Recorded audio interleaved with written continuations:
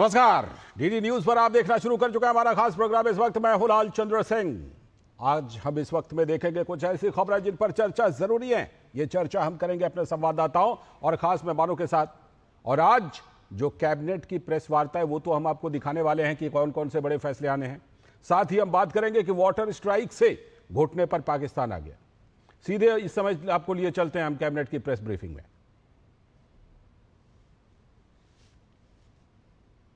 को संबोधित करें। साथियों नमस्कार। आज की कैबिनेट मीटिंग में बहुत ही महत्वपूर्ण 5 फैसले लिए गए। आप सबने फीडबैक दिया था कि पहले एक समरी चाहिए, तो आज उन सारे फैसलों की यहाँ समरी है। किसानों के वेलफेयर के लिए 2 बड़े फैसले लिए गए। खरीफ की एमएसपी, दूसरा इंटरेस्ट सबवेंशन स्कीम और 3 इंफ्रास्ट्रक्चर के प्रोजेक्ट हैं। एक 4 लेन हाईवे है और दूसरा और बाकी 2 रेलवे की लाइंस हैं। मैं सब पे डिटेल्स में आऊँगा एक एक करके। सबसे पहले साथियों, खरीफ के लिए किसानों के लिए बहुत बड़ा एक फैसला लिया गया है। आप सब जानते हैं कि खरीफ की फसल में जिस तरह से पिछले 10-11 वर्षों में मैसिव वृद्धि की गई है एमएसपी की, उसी कड़ी में सीएसीपी की रिपोर्ट पर 2025-26 के खरीफ मार्केटिंग सीजन के लिए आज कैबिनेट में एमएसपी अप्रूव हुआ है। टोटल अमाउंट इसका 2,07,000 करोड़ के आसपास का एस्टिमेट किया गया है। और जैसा कि प्रधानमंत्री श्री नरेंद्र मोदी जी ने प्रतिबद्धता दिखाई है किसानों को उनकी कॉस्ट के ऊपर 50% मिनिमम मार्जिन मिले, कम से कम मार्जिन मिले, उसका ध्यान रखा गया है। तो जितने भी क्रॉप्स हैं, हर एक क्रॉप के लिए कॉस्ट से 50% अधिक, कॉस्ट प्लस 50%, इस चीज का ध्यान रखा गया है। सीएसीपी अपना एक बहुत ही कॉम्प्रिहेंसिव स्टडी करता है, जैसा कि आप सब जानते हैं। डिमांड एंड सप्लाई सिचुएशन देखते हैं, ओवरऑल ग्लोबल प्राइसेस देखते हैं, भारत में कॉस्ट कितनी आती है उस सब को देखते हैं। इन सब को देख के रिकमेंडेशन करते हैं। ये इंडिविजुअल क्रॉप्स की एमएसपी है, 3 भाग में है। पहला भाग है सीरियल्स यानी फूड ग्रेन्स, उसमें पैडी, ज्वार, बाजरा, रागी और मेज, इन सब की एमएसपी आपके सामने है। आप सब जगह देखेंगे जो कॉस्ट है, कॉस्ट ऑफ प्रोडक्शन है, और उसके बेसिस पे एमएसपी, कॉस्ट के ऊपर एमएसपी कितना है वो लास्ट कॉलम बहुत इंपॉर्टेंट है। कम से कम 50%, कुछ केसेस में 63%, कहीं पे 59% over and above the cost. ये बहुत ही इंपॉर्टेंट पॉइंट है। और ऐसा कि ऐसा फिनोमिनन पल्सेस और फाइबर क्रॉप्स में भी है, जहां पर क्रॉप्स लिए गए हैं तूर, मूंग, उड़द और कॉटन। इनमें भी कॉस्ट प्लस 50%, कम से कम 59% है, कहीं पे 53% है, मिनिमम 50% तो कॉस्ट से अधिक है ही है। तीसरा ग्रुप है क्रॉप्स का, ये है ऑयल सीड्स। ऑयल सीड्स में groundnut, sunflower seed, soybean yellow, sesame seed और नाइजर सीड, इन सब में भी कॉस्ट प्लस 50% का पूरा ध्यान रखा गया है। बहुत महत्वपूर्ण साथियों, क्योंकि किसानों को उनकी उपज का एक उचित मूल्य मिले, इसके लिए मोदी सरकार प्रतिबद्ध है और 10 वर्षों में इस प्रतिबद्धता को बहुत अच्छे तरीके से डेमोन्स्ट्रेट किया है। अगर हम तब की बात और अब की बात देखें, 2004 से 14 का टोटल आप पीरियड लें और 14 से 25 का पीरियड लें, आप देखेंगे एक एक क्रॉप पे पैडी 3 गुने से भी ज्यादा। जहां 4,44,000 करोड़ था, वहां 14,16,000 करोड़ दिया गया किसानों को इस पीरियड में। व्हीट, गेहूं में 2,56,000 की जगह 5,65,000 करोड़ दिया गया, यानी 2 गुने से ज्यादा।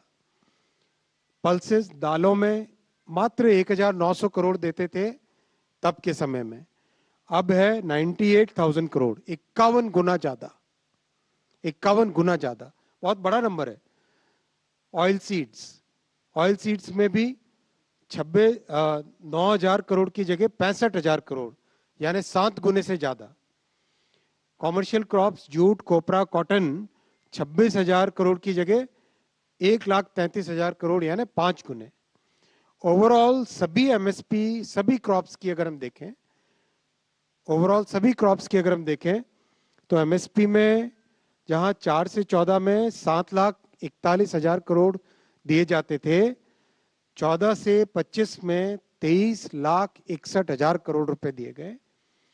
खरीफ में हो, रबी में हो, ओवरऑल क्रॉप में हो, चाहे सीरियल्स हो, पल्सेस हो, ऑयल सीड्स हो, सभी में इन 10 वर्षों में प्रधानमंत्री श्री नरेंद्र मोदी जी ने किसानों के प्रति, अन्नदाताओं के प्रति एक बड़ी प्रतिबद्धता दिखाई है। Made significant increase in the MSP, committed to making the MSP 50% more than the cost of production, and the absolute amounts which have been given have been significantly higher than the amount given during the previous in the decade before 2014. So that's a very big change जो इन 10 वर्षों में देखा गया है। Second, आज की cabinet approval के लिए जो कैबिनेट में अप्रूव हुआ है वो है इंटरेस्ट सबवेंशन स्कीम। आप सब जानते हैं कि किसान क्रेडिट कार्ड जब श्रद्धेय अटल जी प्रधानमंत्री थे तब इंट्रोड्यूस हुआ था। उसके कारण किसानों को वर्किंग कैपिटल मिलना बहुत आसान हुआ। आराम से बहुत ही किसी भी फाइनेंशियल इंस्टीट्यूशन में, बैंक में, कोऑपरेटिव बैंक में, इनमें सब में जाके एक आसानी से लोन मिले, आसानी से वर्किंग कैपिटल मिले, वो व्यवस्था बनी। और उसके कारण बड़ी मात्रा में किसान जो एक इनफॉर्मल सेक्टर था क्रेडिट का, उनके चंगुल से बाहर आया। और इंटरेस्ट सबवेंशन स्कीम के जरिए से किसानों की कॉस्ट ऑफ वर्किंग कैपिटल को कम किया गया है। The cost of working capital has been reduced by having this interest subvention scheme. Effectively 4% पर 2 लाख रुपए तक का लोन मिले, किसानों को कैपिटल मिले, वो ध्यान रखा गया है इस स्कीम में। 7% नॉमिनल रेट है, उसमें 1.5% सबवेंशन है और 3% है प्रॉम्प्ट रीपेमेंट इंसेंटिव। इफेक्टिवली जो निकला है उसमें यह है कि करीब करीब 4% पे किसानों को 2 लाख रुपए तक का लोन मिलता है। 449 बैंक्स और फाइनेंशियल इंस्टीट्यूशंस इस स्कीम में जुड़े हुए हैं। एक पोर्टल है, बहुत ही ट्रांसपेरेंट तरीके से इसमें काम होता है। And this has really made a very big difference in the lives of farmers.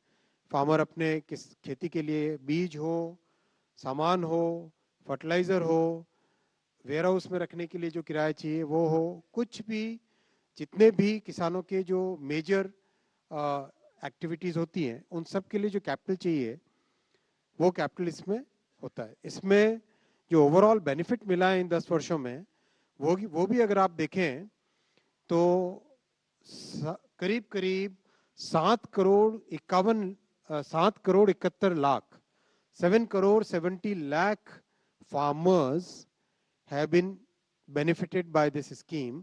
आप सोचो इंक्लूसिव ग्रोथ की कितनी बड़ी स्कीम है ये।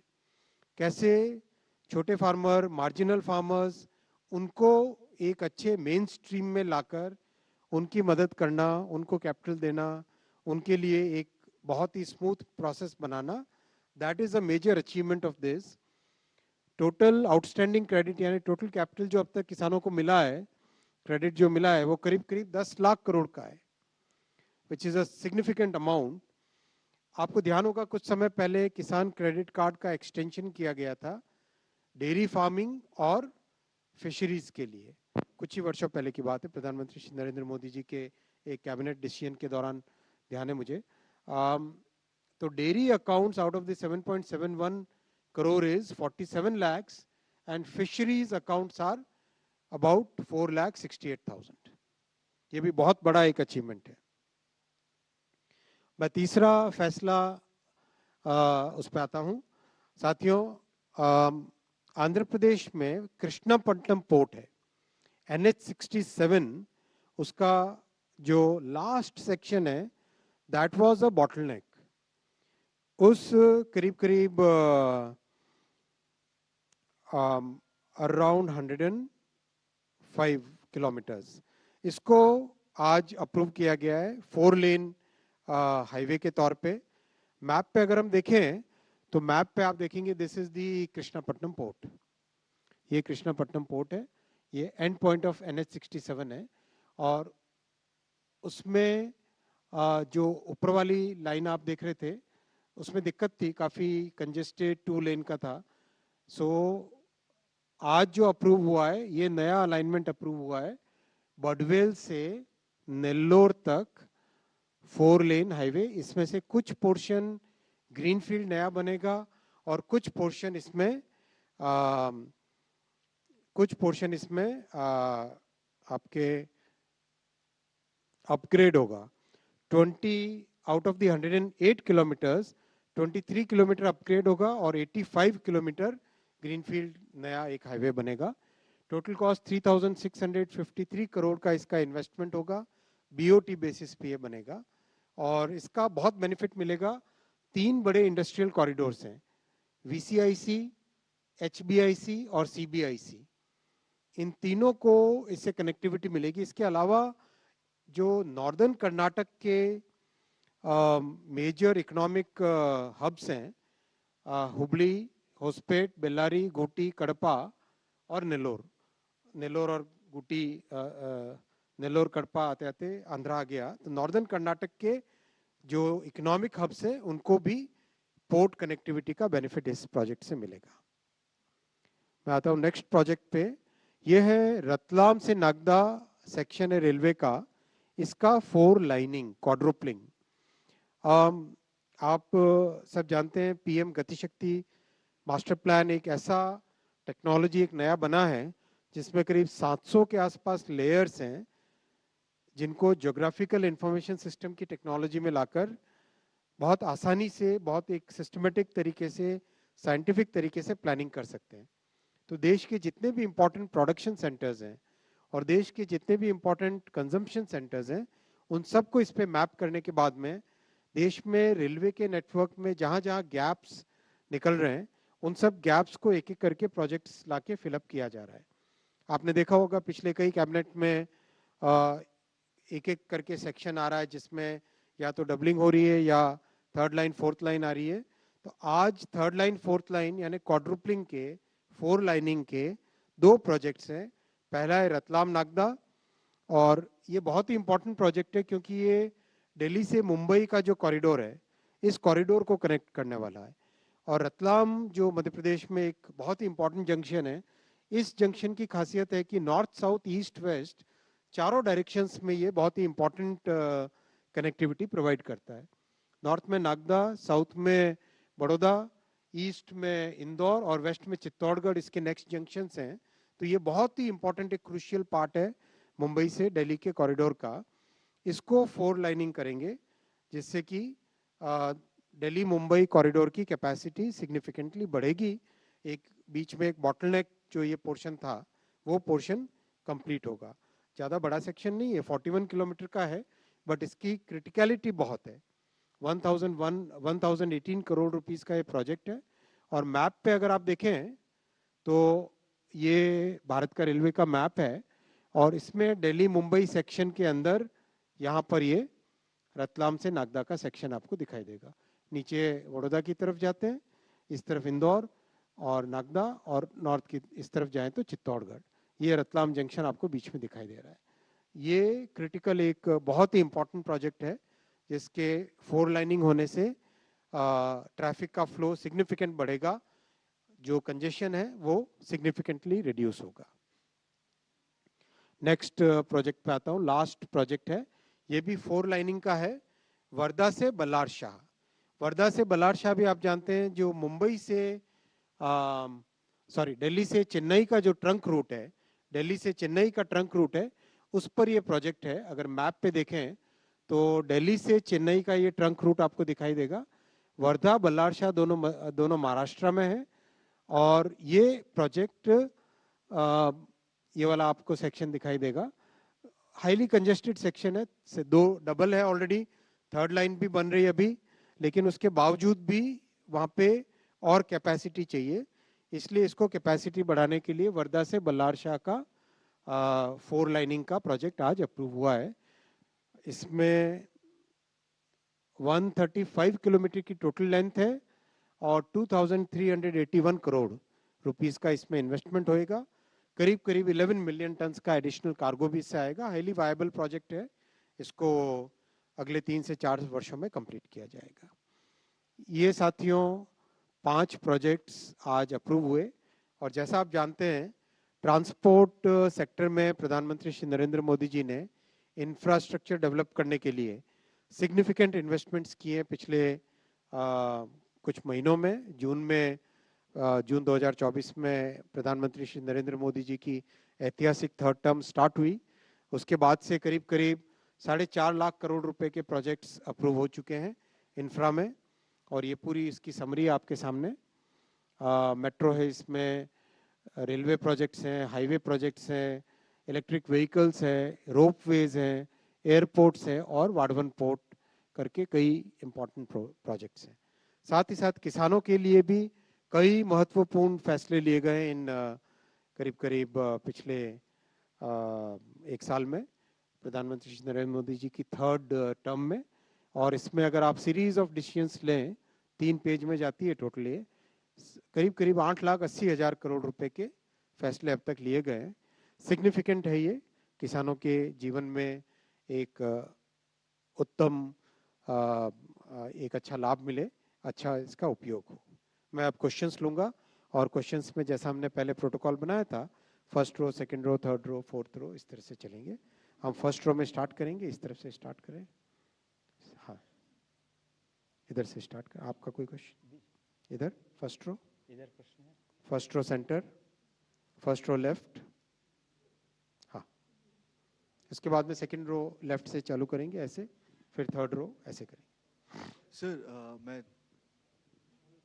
तरुण शर्मा हूँ जी बिजनेस से। सर, जो आपका दूसरा फैसला है MISS के लिए, सर एक तो सर ये क्या 1 साल का पीरियड के लिए रखा गया है? दूसरा सर ये 1 साल का आज अप्रूवल है और उसका अमाउंट 15,000 करोड़ 1 साल के हिसाब से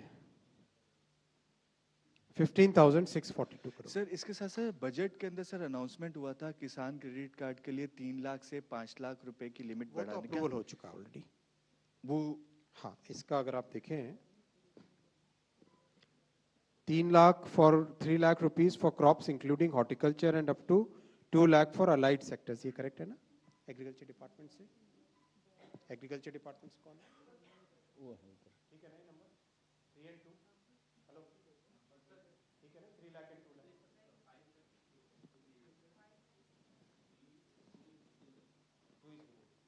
अप टू 3 लाख है ये अभी तक। ठीक, ये is corrected it, up to 3 lakh. ठीक है sir, thank you sir. Thanks. 2nd row में कोई? अच्छा, आप उधर से 2nd रो, उधर 2nd रो में। हाँ,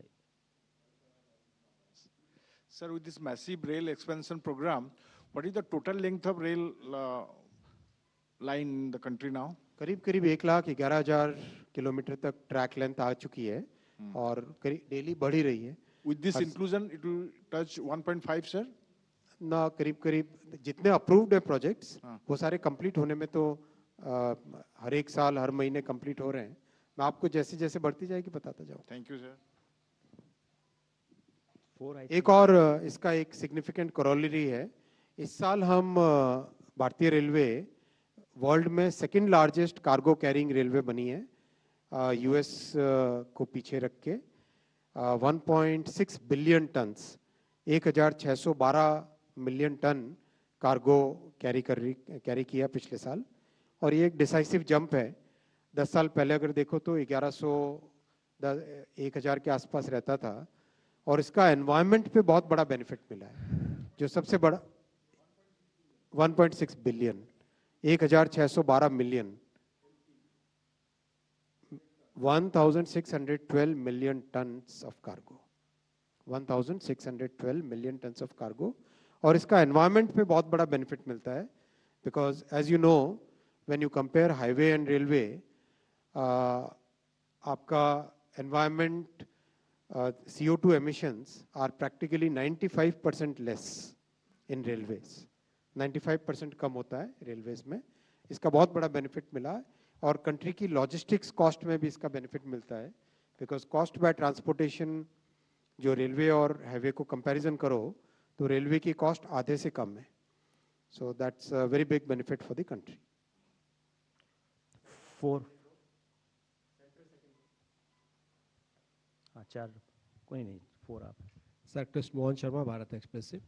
जो एग्रो फार्मिंग सेक्टर में पल्सेस के लिए हमने 98,000 करोड़ रुपए दिए हैं, उससे एक डिमांड और सप्लाई का एक बड़ा गैप दिखता है। जितने हमने पैसे दिए हैं उससे ऐसा लगता है कि जो हमारा प्रोडक्शन है वो अप्रोप्रिएट नहीं हो पा रहा है जितना कंजम्पशन होना चाहिए। देखिए पल्सेस का जो बढ़ा है ना प्रोडक्शन, उसका बहुत बड़ा लाभ मिला है। आप देखें अगर 10 साल पहले इस सेक्टर को टोटली निगलेक्ट किया जाता था, इंपोर्ट पे पूरी तरह से डिपेंडेंस थी। अब इंपोर्ट पे डिपेंडेंस कम हो रही है क्योंकि अपना खुद का प्रोडक्शन बहुत तेजी से बढ़ रहा है। आपने देखा होगा पल्सेस की कैटेगरीज में तूर, मूंग, उड़द, इन तीनों में सिग्निफिकेंट इम्प्रूवमेंट है percentage over the cost of production. तो इसका बहुत एक सिग्निफिकेंट फायदा जमीन पे मिल रहा है। आज डिस्कशन के दौरान में भी ये बात आई थी कि पल्सेस के प्रोडक्शन के बढ़ने से हमारी देश की आत्मनिर्भरता इसमें बढ़ रही है। इधर सेकंड रो, इधर नहीं, third row. Sir, just want to understand where in terms of freight loading currently we stand, sir, because as per National Rail Plan, you are eyeing to have a 45% of share by 2030, where railways currently stand. Secondly, sir, the two sectors which has been approved, it is going to benefit the passenger or the cargo movement? दोनों को benefit करेगा, passengers को भी benefit करेगा, cargo को भी benefit करेगा। ये दोनों के दोनों ऐसे सेक्शंस हैं जो दिल्ली से मुंबई और दिल्ली से चेन्नई, ये दोनों के दोनों सेक्शंस ऐसे हैं जहाँ पर हैवी डिमांड रहती है पैसेंजर मूवमेंट के लिए भी और कार्गो मूवमेंट के लिए भी। तो दोनों को सिग्निफिकेंट बेनिफिट करेगा।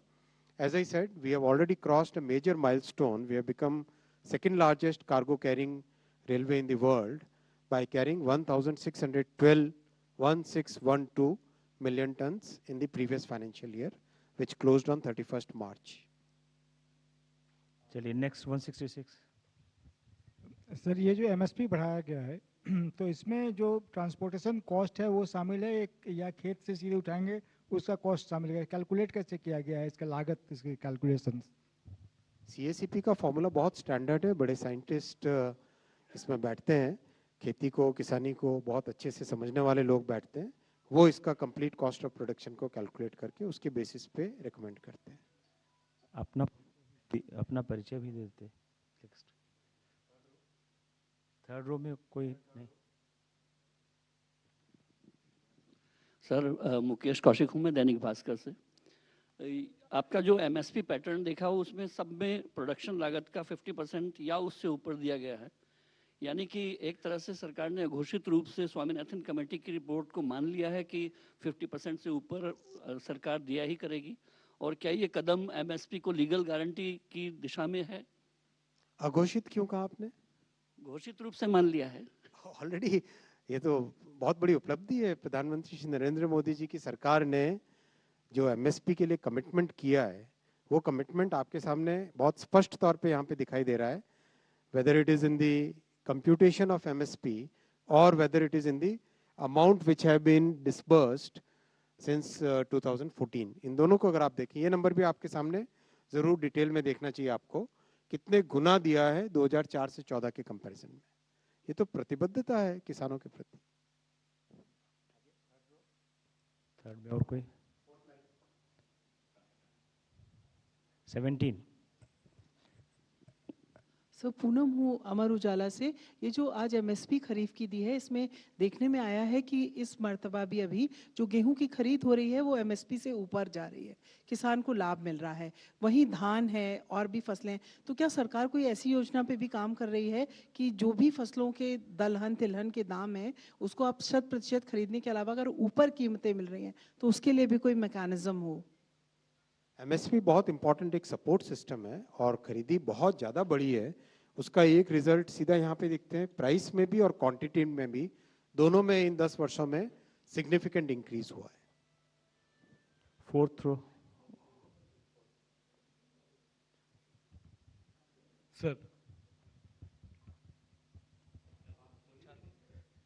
सर मेरा सवाल है, आपने ये जो प्रोजेक्ट लिया है रतलाम से नागदा के बीच में, ये इस पे काफ़ी ट्रैफिक होता है, लेकिन ये सारा ट्रैफिक होता है महाराष्ट्र गुजरात जाने वाला। सर एक और रूट था यहाँ से जो नागदा से इंदौर, इंदौर से मनमाड़ वाला। सर इंदौर मनमाड़ वाले रूट पे कितनी प्रोग्रेस हुई है उस पर, क्योंकि बहुत सालों से मांग हो रही थी उसकी, क्या उस पर कुछ? इंदौर मनमाड़ कुछ ही समय पहले यहाँ पे आप कैबिनेट में फैसलों में देखा होगा, मेरे ख्याल से 3-1 महीने पहले सैंक्शन हुआ है। बहुत इंपॉर्टेंट प्रोजेक्ट है, बहुत बड़ी लाइफलाइन है, क्योंकि जो उत्तर प्रदेश के आगरा से अगर लें, वहाँ से लेके मुंबई तक वो कॉरिडोर पूरा बनता है, तो that will become a major lifeline. उसमें अच्छी प्रोग्रेस है। दोनों सरकारें, मध्य प्रदेश और महाराष्ट्र की सरकारें, दोनों की दोनों अच्छा सपोर्ट दे रही है। इसमें सुपर कोऑपरेशन है। लैंड एक्विजिशन का काम चल रहा है, लैंड का फाइनल जो डिटेल्ड अलाइनमेंट होता है, प्लॉट बाय प्लॉट, किसान का एक एक खाते से जो मिलान होता है, वो सब काम अभी चल रहा है। फिफ्थ रो।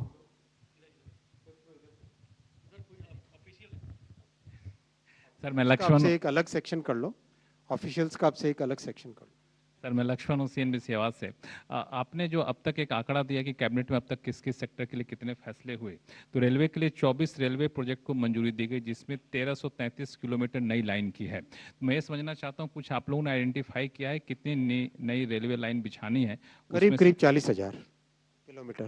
तो 40,000 में अभी तक 1333 हुए, तो 40,000 कब तक? ये तो केवल ये पिछले 12 महीने की, इसके पहले भी तो सैंक्शन हुई है। अभी कितने बचे हैं और कब तक टारगेट कुछ आप दे पाएंगे? ये बहुत ही एक इम्पॉर्टेंट साइंटिफिक स्टडी की गई है। पूरे देश के रेलवे नेटवर्क को PM गतिशक्ति पोर्टल पे मैप किया।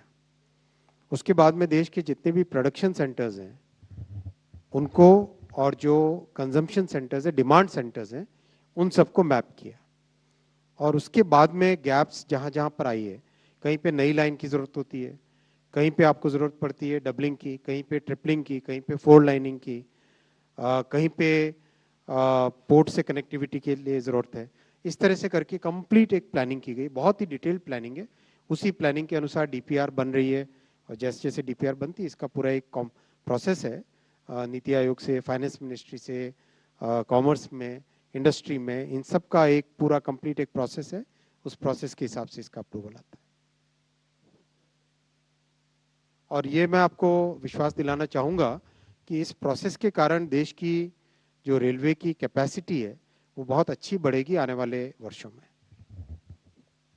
सर एक सवाल है कि दाल को लेकर 2014 से ही जो प्रोडक्शन कम हो रहे थे, बाहर से हमें आयात करना पड़ रहा था। कई बार ऐसी परिस्थितियां भी आई कि दाल की रेट भी बढ़ गए थे, तो मिशन एक तरह से पल्स भी चलाया गया था। आपने MSP लगातार बढ़ते हुए का डाटा भी दिया। हम केवल ये समझना था कि जो रकबा बढ़ाने की जो कोशिश की जा रही थी, वो कितना, चाहे अरहर हो या फिर दूसरे दाल में, कितना कितना रकबा बढ़ा है क्षेत्र वाइज? एग्जैक्ट रकबा बढ़ाने का डिटेल आपको डिपार्टमेंट की तरफ से दे देंगे, पर सिग्निफिकेंट इम्प्रूवमेंट हुआ है।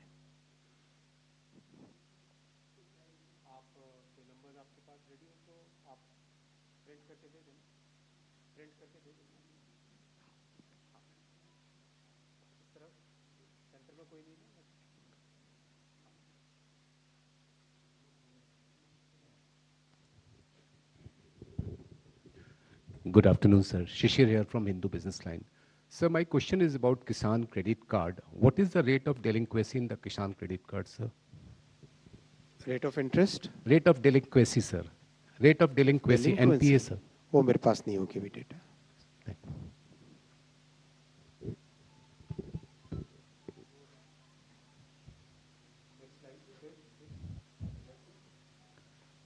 उधर से कोई नहीं है और सवाल पीछे है, आप अपना ये उठाइए। हाँ 245। अच्छा लक्ष्य प्रकाश, हाँ बोलिए। इधर ये पीछे माइक दीजिए, या पहले सामने दीजिए। इधर ये और आ गया, ये नेक्स्ट। हाँ इनके बाद, हाँ जी Sir, Prakash Priyadarshi from ET Now. How many Kisan credit cards have been distributed so far? And the government... 7 crore 71 lakh 7 crore 71 lakh, एक सेकंड ये नंबर आपके सामने रख ले, 7.71 crore. So have you achieved saturation level? हाँ, significantly, almost.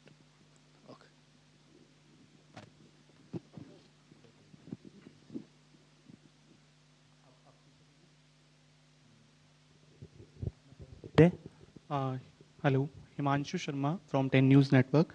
सर, जो किसान क्रेडिट कार्ड वाली सुविधा है वो हर किसान तक पहुंचे, और इसके लिए क्या कुछ मॉनिटरिंग मैकेनिज्म जो है आपके द्वारा फॉलो किया? बहुत ही ट्रांसपेरेंट तरीके से मल्टी चैनल अप्रोच है. एक तो जो जितनी हमारी प्राइमरी एग्रीकल्चर कोऑपरेटिव सोसाइटीज़ है, किसान विकास केंद्र है, किसानों के साथ संवाद करने का एक तरीका है, इन सब के माध्यम से, बैंक ब्रांच के माध्यम से, that's why we have been able to reach this large number of 7.5 crore, 7 crore 71 lakh farmers, उनको कवर किया गया है. तो इसका एक सिग्निफिकेंट इम्पैक्ट है जमीन पे. अगर आप देखेंगे तो जो मनी लेंडर्स के बड़ा जो इम्पैक्ट होता था, आप 10-15 साल पहले जब बात करते थे तो उस टाइम में मनी लेंडर्स का एक बड़ा इम्पैक्ट होता था. वो इम्पैक्ट आज ग्रामीण क्षेत्रों में काफ़ी कम हो गया है. आप खुद भी ग्रामीण क्षेत्रों में जाएं और वहाँ देखें. आई थिंक पीछे एक 200, अब तो और कोई नहीं बचा. 200. Sir, Girish from Mint.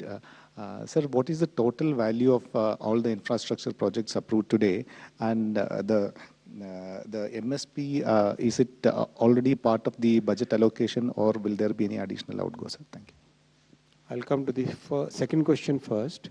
MSP is part of the budget allocation, but as you know, in our budgeting process, during the RE stage, if there is extra required or surplus is there, then it is adjusted at the RE stage. So that way there is a flexibility in the budget allocations. This is the total numbers which are there historically. For this year, the Kharif amount is estimated to be about 2,07,000 crore. Kharif MSP amount is estimated to be about 2,07,000 crore. That is the estimate for this year. What was your second question? Total estimate of for infra. I've just given you the transport infra here. In one of my previous presentations, if you check it's there available to all of you. You check, there would be a total for infra. This is transport infra is about 4,51,000 in the third term of Prime Minister Shri Narendra Modi ji.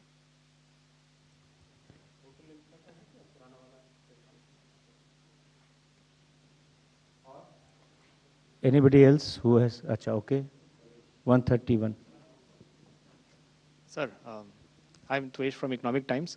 I came a bit late, sir. Just want to understand what is the incremental cargo and passenger handling capacity that will be increased because of these quadrupling projects, railway line. 11 million tons specifically for this Wardha Ballar-Shah. The traffic passenger capacity will significantly increase because quadrupling will make sure that you can move the trains rapidly through that section. अभी क्या होता था कि वर्धा बल्लार शाह वाला section एक तरीके से bottleneck बन जाता था. Same is the case of Ratlam Nagda.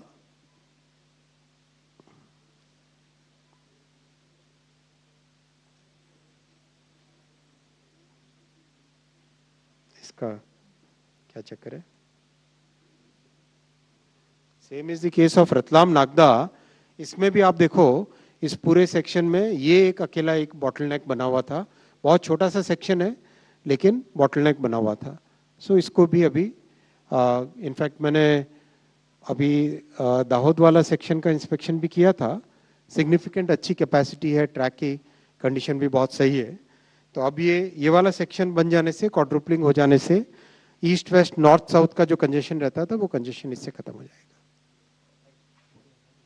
ठीक है, और कोई क्वेश्चन लास्ट सप्लीमेंट्री?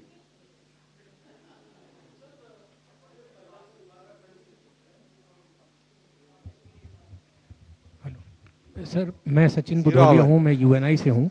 मैं ये जानना चाहता हूँ, जैसे आपने रतलाम नागदा वाला इसका सेक्शन का किया है, इस लाइन को जो मुंबई और दिल्ली वाली है, इसको वेस्टर्न डीएफसी से हम लोग मतलब कितना सपोर्ट मिल पा रहा है फ्रेट का?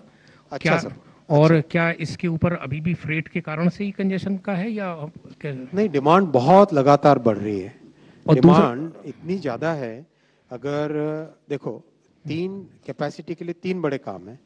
एक तो लाइंस बढ़ाना, दूसरा जो टर्मिनल्स हैं वहाँ पे कैपेसिटी बढ़ाना, जैसे मुंबई की कैपेसिटी डबल करने का काम, करीब करीब हर बड़े शहर का डबल करने का काम एक एक करके प्रोजेक्ट्स लिए जा रहे हैं। तीसरा है टेक्नोलॉजी को इसमें बेटर टेक्नोलॉजी लाना, हायर हॉर्स पावर के इंजन्स लाना, ट्रेन सेट्स लाना, कवच का फिटमेंट चल रहा है, तो ये सब से ओवरऑल कैपेसिटी बढ़ेगा। और डीएफसी का बहुत बेनिफिट मिला है, और डीएफसी में अभी दोनों अगर मिला ले, ईस्टर्न और वेस्टर्न, तो करीब करीब डेली 380-400 गाड़ियाँ चल रही है, तो उसका बहुत बड़ा बेनिफिट मिला है। दूसरा क्या, जो एक ईस्टर्न कोस्ट का एक डीएफसी प्लान था, एक पहले अनाउंसमेंट हुआ था, डीएफसी में अभी थिंकिंग ये है कि पहले जितने भी हमारे बॉटलनेक्स हैं और ओवरऑल नेटवर्क में जहाँ गैप्स हैं, उनको फिलअप करने से ज़्यादा बेनिफिट मिलता है। Thank you.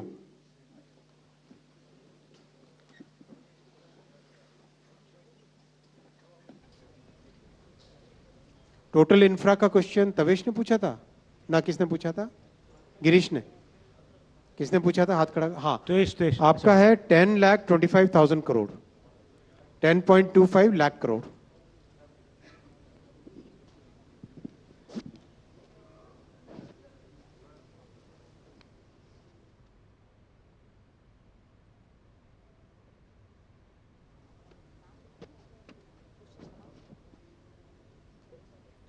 वर्धा बल्लार शाह के कारण आज वड़ा पाव है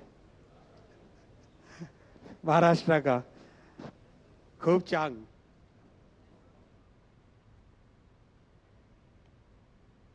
सीधा प्रसारण आप कैबिनेट की प्रेस वार्ता का देख रहे थे। कैबिनेट ने 5 बड़े फैसले लिए हैं, जिनमें 2 बड़े फैसले तो किसानों के लिए हैं, जिसमें एमएसपी को मंजूरी और जो क्रेडिट यानी कर्ज है उसके ब्याज को लेकर आर्थिक सहायता सरकार ने मंजूर की है। 2 रेलवे के प्रोजेक्ट हैं और 1 हाईवे के प्रोजेक्ट हैं।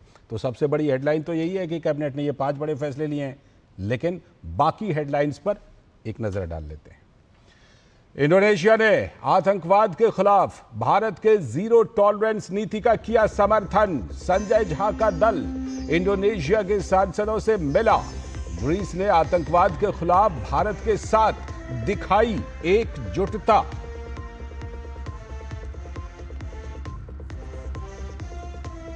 भारत ने ब्रिक्स देशों के राष्ट्रीय सुरक्षा सलाहकार की बैठक में आतंकवाद के खिलाफ एकजुट होने का किया आह्वान। ग्लोबल साउथ की आवाज को मुखर करने पर दिया जोर। ऑपरेशन सिंदूर के साथ ही भारत के वाटर स्ट्राइक ने पाकिस्तान की भारत के खिलाफ रणनीति को बनाया नाकाम। पाकिस्तान के कई इलाके में बनी पानी के लिए गृह युद्ध की संभावना।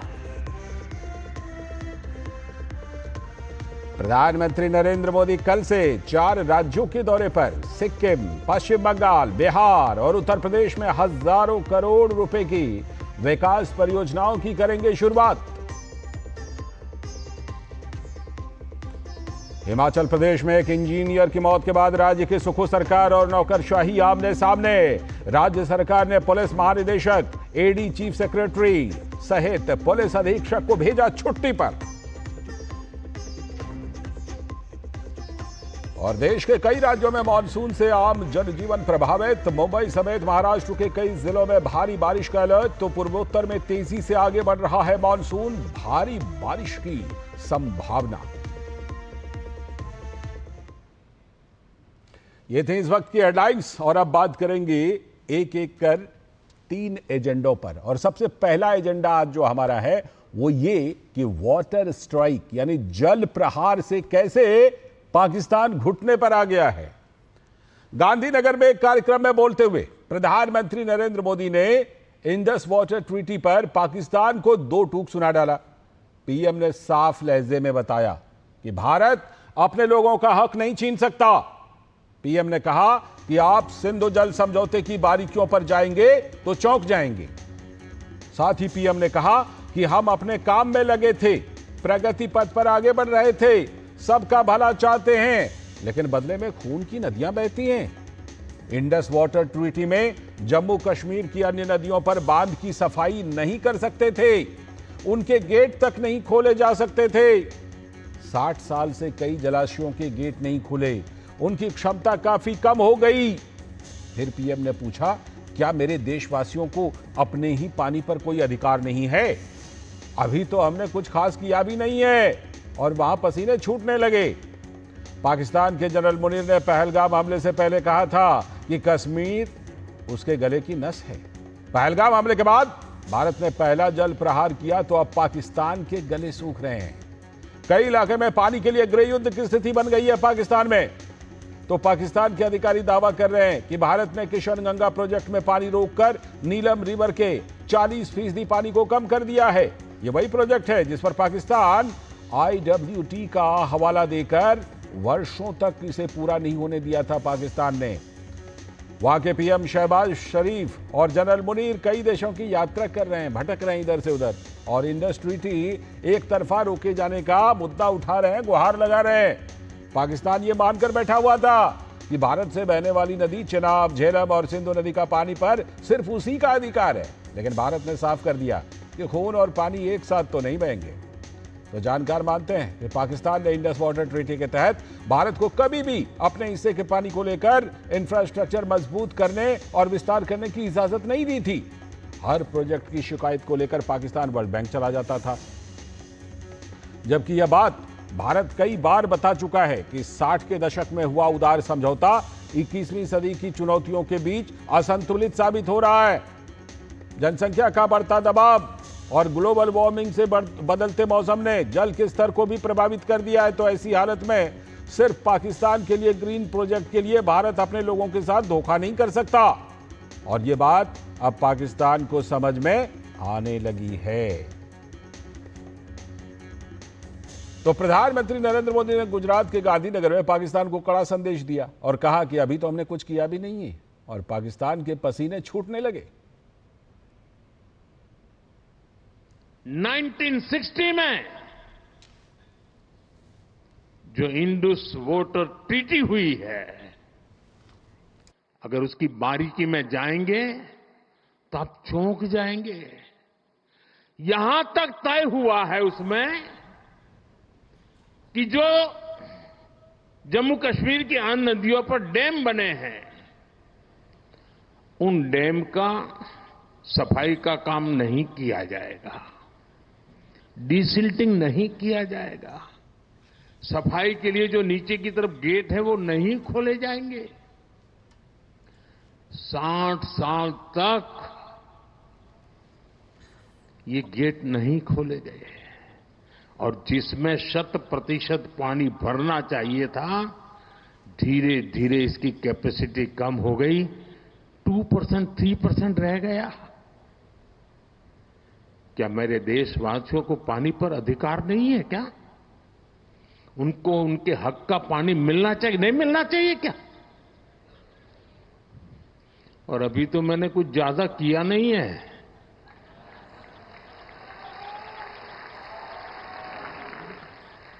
अभी तो हमने कहा है कि हमने इसको एबेंस में रखा है, वहां पसीना छूट रहा है।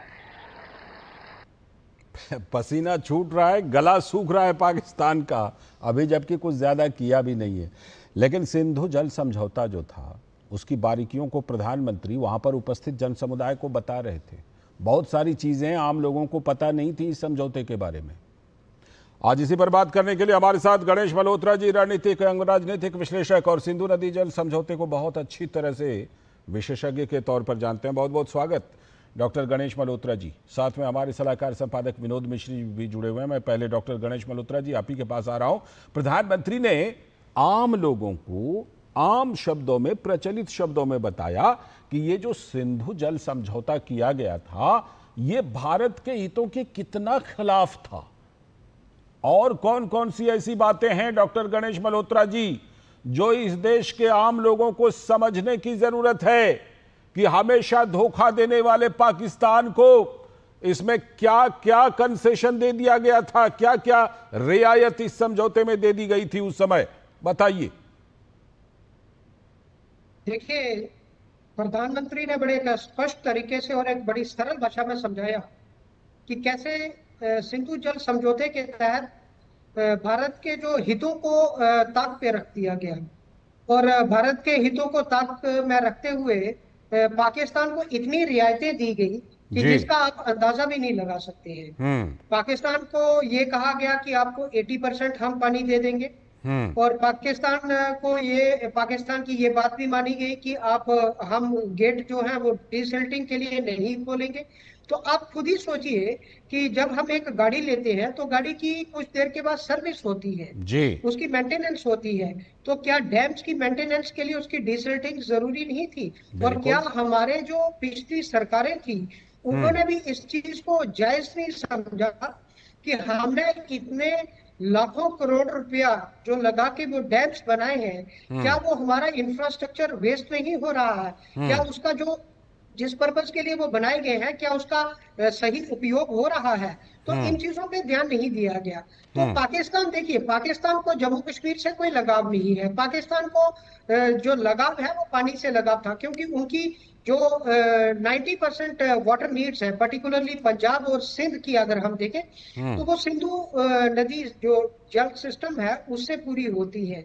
हम एक देखते हैं, एक बहुत अच्छा एक पेपर प्रोड्यूस हुआ था, उसमें लिखा गया था, एक चेनाब फार्मूला दिया पाकिस्तान ने।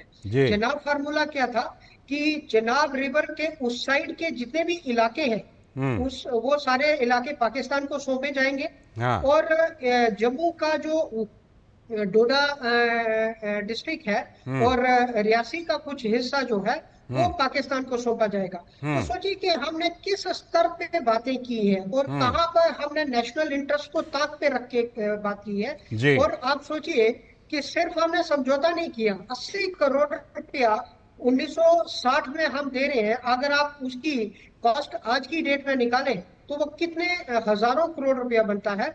तो हम एक ऐसे देश के साथ समझौता कर रहे हैं, एक ऐसे देश को हम उदारवाद दिखा रहे हैं जो हमारे इधर खून की नदियां बहाता है। बिल्कुल अंदाजा लगाया जा सकता है, कंटिन्यू कर अंदाजा लगाया जा सकता है उस समय जो पैसा दिया गया ना, उस पैसे का क्या इस्तेमाल पाकिस्तान ने किया होगा, हम सब समझते हैं। आता हूं मैं आपके पास विनोद जी। जिस तरह प्रधानमंत्री ने कहा कि अभी तो कुछ किया भी नहीं है, अभी तो सिर्फ होल्ड पे रखा है और वहां पसीने छूट रहे हैं, क्या कहना चाह रहे हैं प्रधानमंत्री, क्या संकेत दे रहे हैं? लाल जी, अगर ऑपरेशन सिंदूर के बाद आप ये देखें कि अगर वहाँ असर की बात अगर कहें तो पाकिस्तान में सबसे बड़ा असर जो है वो वाटर स्ट्राइक का है जी। पाकिस्तान के सिविलियंस को इससे कोई लेना देना नहीं था कि ऑपरेशन सिंदूर में भारत 1 या 9 आतंकी ठिकाने को तबाह कर दिया।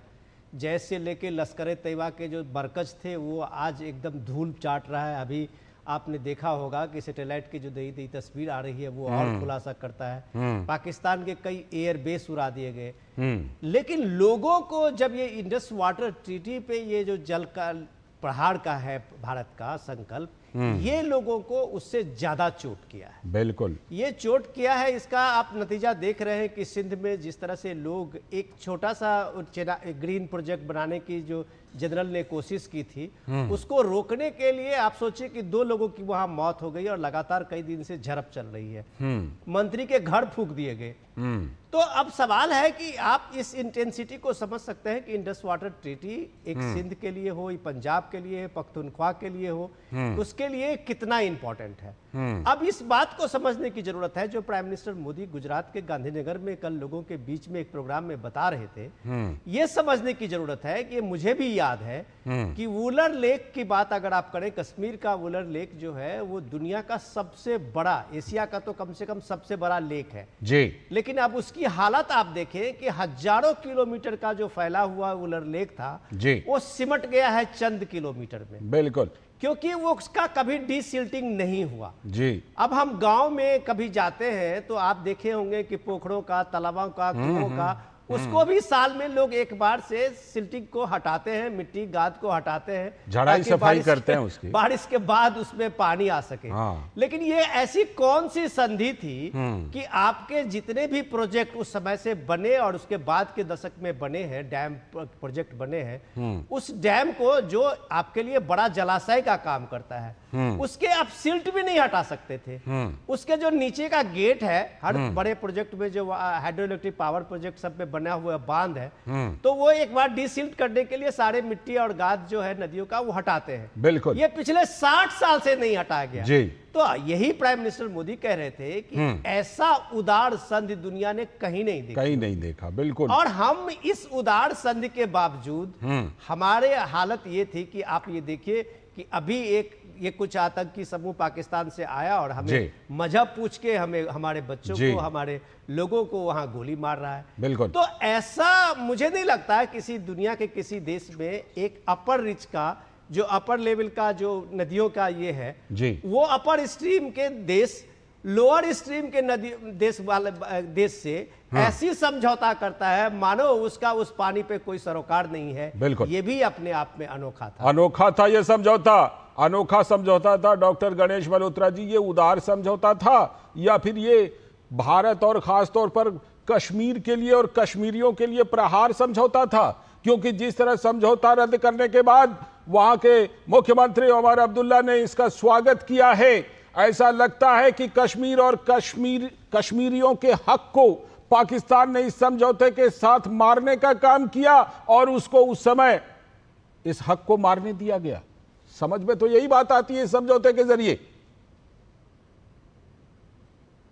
देखिए, मैंने पहले भी कहा कि पाकिस्तान को जम्मू कश्मीर से कोई लगाव नहीं है। पाकिस्तान में क्योंकि पंजाब जो डोमिनेंस है, पंजाबियों की डोमिनेंस है, क्योंकि पंजाब में सबसे ज्यादा जो एग्रीकल्चर है वो उस रीजन से है जो नदियां हमारी इधर से जाती हैं। तो इसलिए उनको पानी से लगाव था, उनको हमारी टेरिटरी या लोगों से लगाव नहीं था।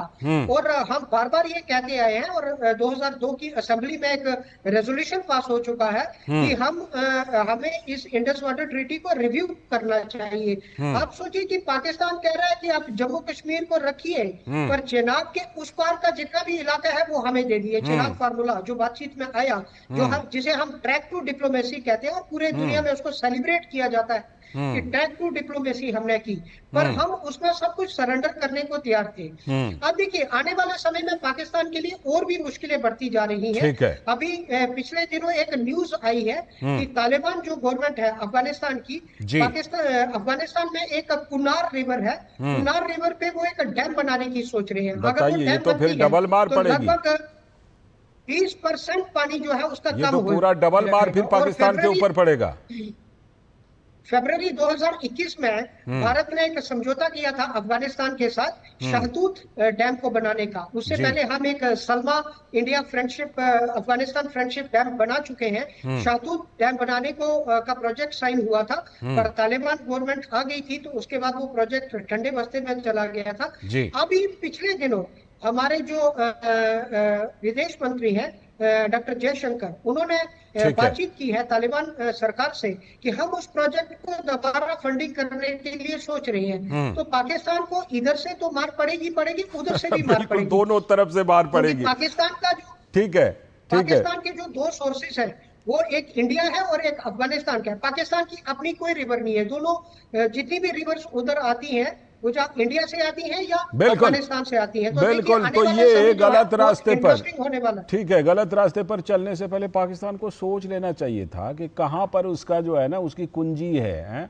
वो गलत रास्ते पर चला और अब ये कड़े फैसले लेने के लिए मजबूर किया। एक चीज जोड़ देता हूं, जल्दी से जोड़िए। एक चीज मैं डॉक्टर साहब बहुत बड़ी काफी एक नया आपको एक इनपुट दिया है और बहुत वैलिड है आज की तारीख में कि वो जब वो बात कर रहे थे अफगानिस्तान की उस नदी को लेके, तो आप ये समझिए कि पूरे पाकिस्तान की जो 90% नदी का जो वाटर सप्लाई है, बिल्कुल, और उसके जो सारे ग्रीन प्रोजेक्ट है उसके लगभग 7 से 8 बड़े बड़े हाइड्रो इलेक्ट्रिक पावर सेंटर है जी। अब पाकिस्तान का बिजली से लेके पाकिस्तान के सिंचाई तक में, पाकिस्तान के पीने के पानी तक का जो सारा जिम्मा है ये भारत और अफगानिस्तान पे है। बिल्कुल कि आप सोचिए कि इंडस वाटर ट्रीटी के बाद भारत से जो 3 नदियां का जो उसका 100% पानी का ये था वो तो मिल ही रहा था, साथ साथ भारत इंडस वाटर ट्रीटी के साथ में 3 और जो नदी थी उसका भी पानी पाकिस्तान ही जाता था। ठीक है। तो अब भारत ने जब इस पे एक ये स्टेप लिया है, अभी होल्ड करने का लिया है, और उधर अफगानिस्तान ने भी एक तरह से वो अपना एक डेडलाइन दे दिया है, तो अब पाकिस्तान को एक एग्जिस्टेंस के रूप में पहली बार मुझे लगता है कि इस वाटर स्ट्राइक ने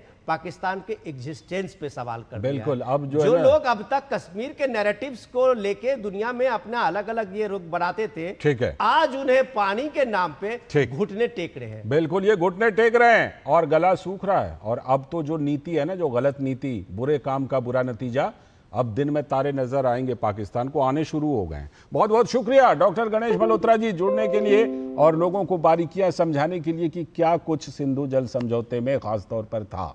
बहुत बहुत शुक्रिया आपका। और विनोद जी आप बने रहिएगा, अभी हम एक और खास खबर पर चर्चा करने वाले हैं कि किस तरह से जो बहुदलीय प्रतिनिधिमंडल विदेशों में जाकर झंडे गाड़ रहा है ना, तो जो कल तक विरोध करते थे ऐसे प्रतिनिधिमंडल का, वो भी अब वाह वाह कह रहे हैं कि हम भी हैं, हमें भी थोड़ा क्रेडिट दे दो। अभी वक्त है ब्रेक का।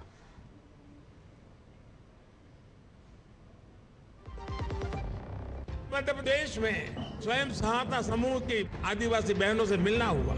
जितने समूह थे उन्होंने कहा अब तो हमारी पहचान है, हम लखपति दीदी हैं। अपनी उड़ान है भर रही है, बादलों तक उड़ चुके, मुश्किल सफर था तय किया, नाकामियों से लड़ चुके, नए भारत की नारी है। यशस्वी प्रधानमंत्री श्री नरेंद्र मोदी जी के मार्गदर्शन में मध्य प्रदेश के मुख्यमंत्री डॉक्टर मोहन यादव के नेतृत्व में स्व सहायता समूहों के माध्यम से मध्य प्रदेश की महिलाएं आत्मनिर्भर और स्वावलंबी बन रही हैं। अब हम मजबूर नहीं, अब आप मजदूर नहीं, हम मालिक बने हैं। नए भारत की नारी है, नए भारत की नारी। क्या जीवन पाया बहनों ने हमारे यहाँ, तो ये मातृ संस्कृति के आधार पर इस देश की पहचान है, प्रदेश की पहचान है। लोक माता देवी अहिल्याबाई महिला सशक्तिकरण महासम्मेलन 31 मई 2025 भोपाल। पता है, I was a bright student, कुछ करना चाहती थी, कुछ बनना चाहती थी। आप अपना खुद का स्टार्ट कीजिए ना, खुद का बिजनेस, पर उसमें पैसे तो बहुत लगेंगे ना। Zero investment. Zero investment? हाँ, आई एम डूइंग इट। मैं एक principal madam, she is my client. मैं LIC एजेंट हूँ। LIC एजेंट बनो, अब बड़ा सोचो। हमारी वेबसाइट पर जाएं या अपनी नजदीकी LIC शाखा से संपर्क करें। जब धरती चीर कर निकलता है लोहे का पत्थर और मिलता है मोंगिया के जोश से, फिर तपता है, पिघलता है और बनता है फौलाद। अब होता है सरिया सारी खूबियों के साथ। मोंगिया स्टील, मजबूत देश का मजबूत सरिया।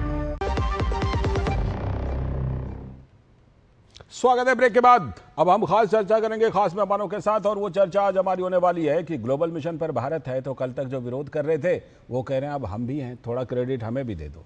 ऑपरेशन सिंदूर के बाद भारत सरकार की पहल पर दुनिया के अलग अलग देशों में ऑल पार्टी डेलीगेट्स को भेजा गया है।